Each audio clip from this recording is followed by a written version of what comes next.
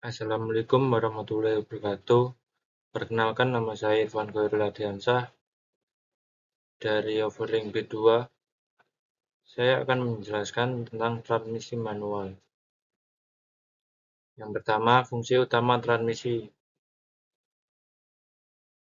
Pengaturan kecepatan. Transmisi memungkinkan pengemudi untuk mengatur kecepatan kendaraan sesuai dengan kebutuhan, baik di jalan datar maupun curam. Selanjutnya, pengaturan torsi. Transmisi juga mengatur torsi yang diperlukan untuk memulai kendaraan berhenti atau mengatasi rintangan. Selanjutnya, rujat. Rujat yang pertama melalui kunci kontak, terus ke nyalakan mesin, transmisi netral, tekan pedal kopling. Yang selanjutnya, pilih gigi transmisi, lepas kopling diimbangi gas, kemudian kendaraan bergerak. Dan seterusnya sesuai gigi dengan kecepatan kendaraan. Saat akan berhenti, tekan tuas kopling dan pindahkan gigi ke netral. Jika akan mundur, pindah gigi ke R. Tarik handrem. Selanjutnya, komponen-komponen transmisi. Yang pertama, input shaft, gigi syschronisher, shift fork, shift linkage, tuas persneling, output shaft, bearing extension, housing, reverse idle gear. Yang selanjutnya, bak transmisi, gear transmisi, counter gear, dan shaft.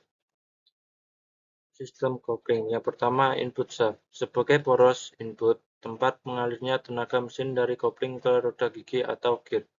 Yang kedua, gigi syschronis. Berfungsi untuk mencegah pemutaran apabila kedua gigi yang tersambung tidak dalam posisi sama, serta memudahkan pengatur kecepatan dari gigi satu ke gigi lainnya.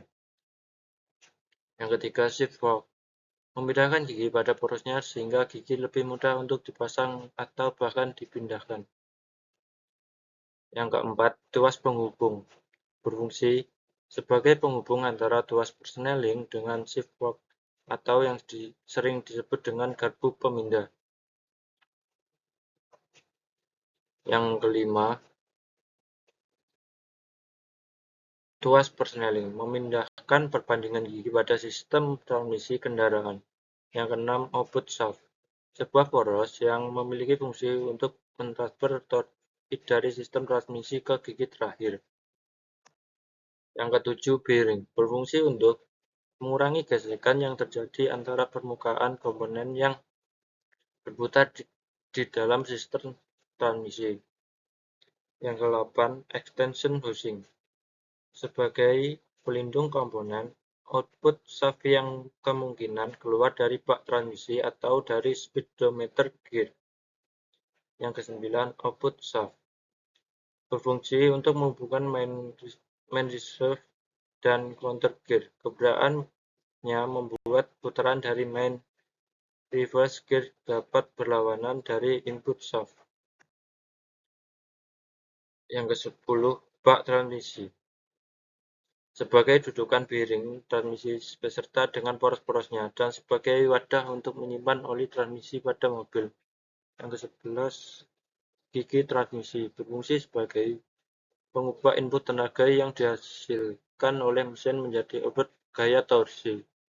Yang ke-12, counter gear dan shaft. Counter gear dan shaft memungkinkan kendaraan untuk mengatasi berbagai situasi di jalan, seperti melaju di jalan raya atau melewati medan.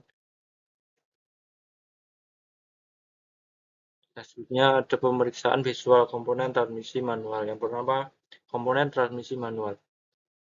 Pemeriksaan visual komponen transmisi manual mencakup gigi poros transmisi, dan rumah transmisi.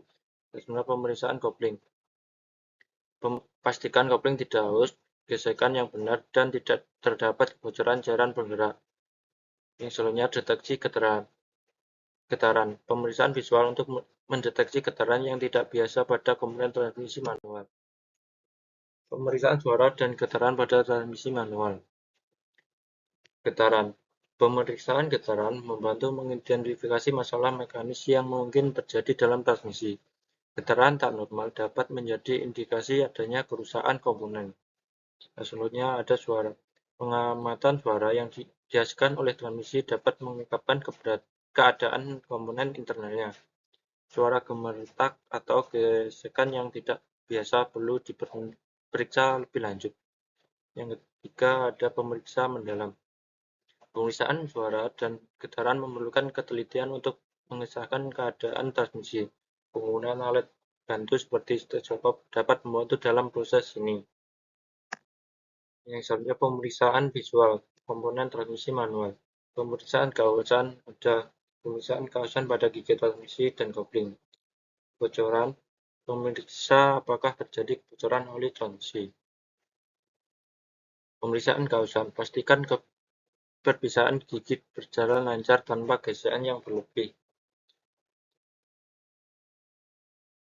Perhatikan apakah terdapat tanda-tanda kausan pada bagian-bagian transmisi. Kebocorannya, cek apakah terdapat kebocoran pada selang dan sambungan transmisi. Periksa apakah ada tanda-tanda kebocoran di sekitar transmisi. Segera lakukan perbaikan jika terdapat kausan atau kebocoran yang terdeteksi pada transmisi manual untuk mencegah kerusakan yang lebih serius. Yang terakhir ada kesimpulan dan saran perawatan transmisi manual. Yang pertama, perawatan rutin. Secara rutin, pastikan untuk mengganti oli transmisi sesuai jadwal yang disarankan produsen. Yang kedua, pemeriksaan tepat waktu.